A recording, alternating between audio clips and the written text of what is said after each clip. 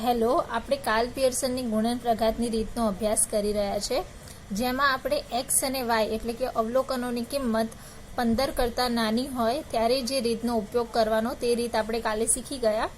તો આજે આપણે બીજી રીતનો અભ્યાસ કરીશું, જે આ મુજબ છે. તમને એક્સ આપેલ હશે અને વાય આપેલ હશે. આ બંને રીતમાં તમારે સહસંબંધાંક જ શોધવાનો રહેશે. એક્સ અને વાયની કિંમતો આ પ્રમાણે આપેલ છે: 24, 26, 32, 33, 35 અને 30. સ્વાધ્યાય 2.2 નો દાખલા નંબર 2 છે. વાયની કિંમતો આ મુજબ આપેલ છે: 27, 24, 22, 20, 15 અને 24. ઓકે, પહેલા તમને છે ને રકમો જોઈને જ ખબર પડી જાય છે કે જે અવલોકનની કિંમત આપેલી છે એ કેવી છે, 15 કરતાં વધારે છે. એટલે તમે એક્સ વાય વાળી તો રીત લેશો નહીં. હવે તમે બીજી રીત જે છે એ આ મુજબ છે. એક્સનો તમે સરવાળો બધો કરશો એટલે કેટલા મળશે?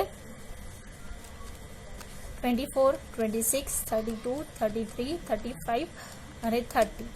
કેટલા આવ્યો સરવાળો? 180. 180 જે આવ્યા એને શું કહેવાશે? Sigma x. એવી જ રીતે વાયનો સરવાળો કરશો એટલે કે 27, 24, 22, 20, 15, 24. કેટલા આવ્યા? 132. આને શું કહેવાશે? Sigma Y. ઓકે, હવે એક્સ અને વાય ઉપરથી તમે સિગ્મા એક્સ અને સિગ્મા વાય શોધ્યો. હવે આના ઉપરથી તમે એક્સ બાર અને વાય બારની કિંમત શોધશો. હવે એક્સ બારની કિંમત શોધવા માટે સૂત્ર શું છે એ તમે જાણો જ છો, sigma x upon n. Sigma એક્સની વેલ્યુ કઈ છે? 180. 180 અને એન કેટલા છે? 1, 2, 3, 4, 5 અને 6. એટલે એનની કિંમત કેટલી છે? 6. એટલે 180 ડિવાઇડેડ બાય 6 કરશો, આન્સર આવશે તમારો 30. એવી જ રીતે વાય બાર શોધશો તો sigma Y upon N, 132 divided by 6. એટલે જે વાય બારની વેલ્યુ છે એ કેટલી આવી છે? 22. હવે એક્સ બાર અને વાય બારની જે કિંમત છે એ કેવી આવી છે? પૂર્ણાંકમાં આવેલી છે, પોઈન્ટમાં આવી નથી.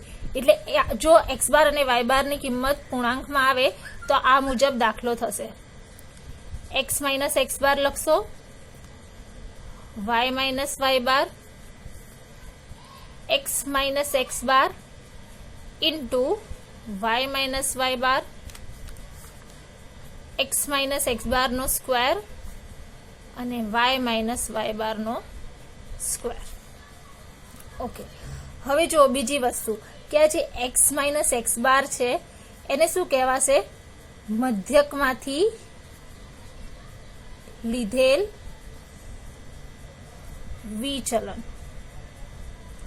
અને એક્સ માઇનસ એક્સ બાર સ્ક્વેર છે એને કહેવાશે મધ્યકમાંથી લીધેલ વિચલનનો વર્ગ. હવે જ્યારે આગળ સિગ્મા લાગી જશે ત્યારે આને શું કહેવાશે? મધ્યકમાંથી લીધેલ વિચલનોના વર્ગોનો સરવાળો. બરાબર? તમને આવા પણ સમ્સ આગળ પૂછાશે એટલે તમને હમણાં કહી દીધું કે આવી રીતે જો હોય કે મધ્યકમાંથી લીધેલ વિચલનનો વર્ગોનો સરવાળો તો એને sigma x minus x bar કહેવાશે. બરાબર? અને આ જે છે x minus x bar into y minus y bar, તો આને કહેવાશે મધ્યકમાંથી લીધેલ વિચલનોનો ગુણાકાર. એટલે આ જે ભાષા છે એ પણ તમારે યાદ રાખવાની છે. બે જ વસ્તુ મેઇન તો આમાં યાદ રાખવાનું છે કે મધ્યકમાંથી લીધેલ વિચલનોના વર્ગોનો સરવાળો અને મધ્યકમાંથી લીધેલ વિચલનોનો ગુણાકાર. ઓકે, હવે આવીએ આપણા સમ ઉપર. તો આ જે વેલ્યુ છે એ એક્સની આપેલી છે, એક્સ બાર તમે શોધ્યો છે. હવે તમારે અહીંયા શું શોધવાનું છે? એક્સ માઇનસ એક્સ બાર. તો હવે જો એક્સની વેલ્યુ કેટલી છે? 24 અને આની છે 30. તો આપણે શું કરીશું 24 માઇનસ 30 કેટલા આવ્યા -6. પછી સેકન્ડમાં કરીશું 26 માઇનસ 30 કેટલા આવશે -4.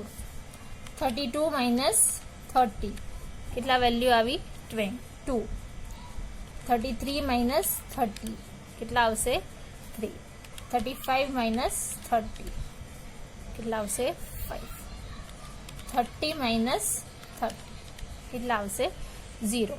ઓકે, હવે જ્યારે તમે પ્લસ અને માઇનસ બંને આપેલા છે એટલે તમારે જો x માઇનસ x બાર મેળવવાનું છે તો તમે પહેલા શું કરશો, પહેલા પ્લસ જેટલી પણ વેલ્યુ પ્લસની આપેલી છે એનો તમે સરવાળો કરશો અને પછી એમાંથી માઇનસ કરી દેવાનું.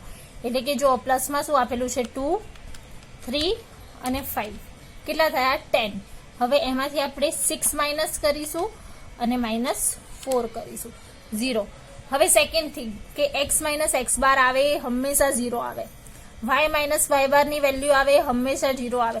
જો આ બંને 0 ના આવે તો તમને ખબર પડી જવી જોઈએ કે તમારી ક્યાંક તો ભૂલ થઈ છે. સેકન્ડ હવે આપણે આ લઈ લઈએ.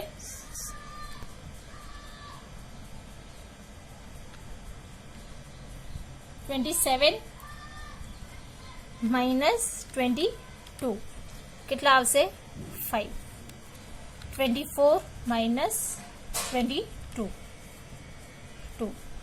22 minus 22 0. 20 minus 22 કેટલા આવશે -2. 15 minus 22 -7. 24 minus 22 કેટલા આવશે 2. ઓકે, આમાં પણ આપણે સેમ કરીશું.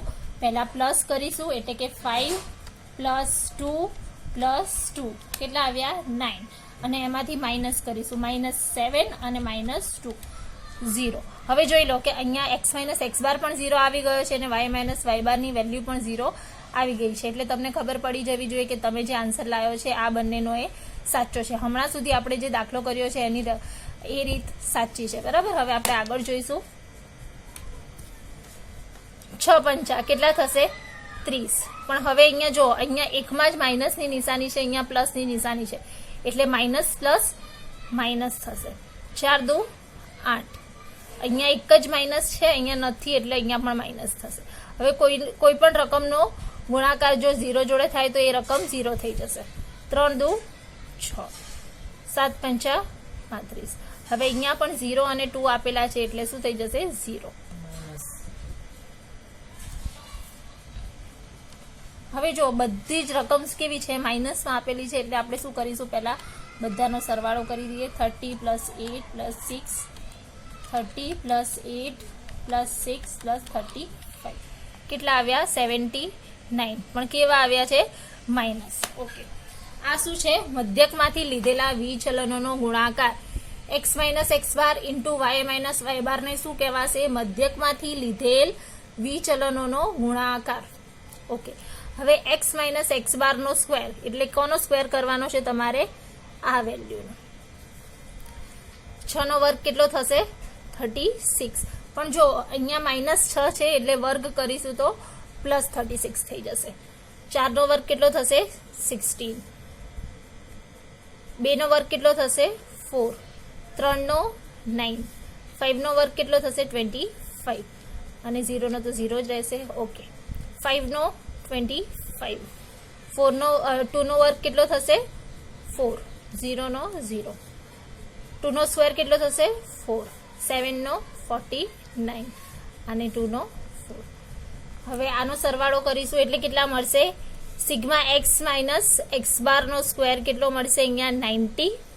અહીંયા સિગ્મા y માઇનસ y બારનો સ્ક્વેર કેટલો મળશે 86.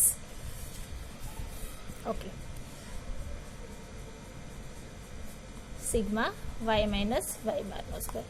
આ શું છે, મધ્યકમાંથી લીધેલ વિચલનોના વર્ગોનો સરવાળો અને આ છે મધ્યકમાંથી લીધેલ વિચલનોનો ગુણાકાર. આમાં વર્ગોનો સમાવેશ નહીં થાય, અહીંયા શું થશે, ખાલી મધ્યકમાંથી લીધેલ વિચલનોનો ગુણાકાર. ઓકે, હવે આપણે સમ જે સૂત્ર છે એ મૂકીશું.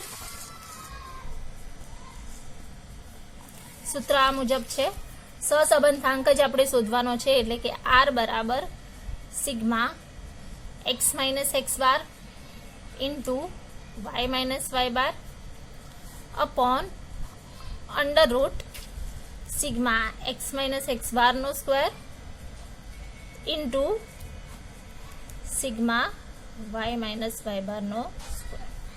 ઓકે, હવે જો sigma x minus x bar into y minus y bar તમને કેટલા આપેલા છે? -79 upon sigma x minus x બારનો સ્ક્વેર કેટલો છે? 90 into sigma y minus y બારનો સ્ક્વેર કેટલો છે? 86 અંડર રૂટ. સારું, હવે આપણે શું કરીશું? 90 ઇન્ટુ 86 કેટલા આવ્યા?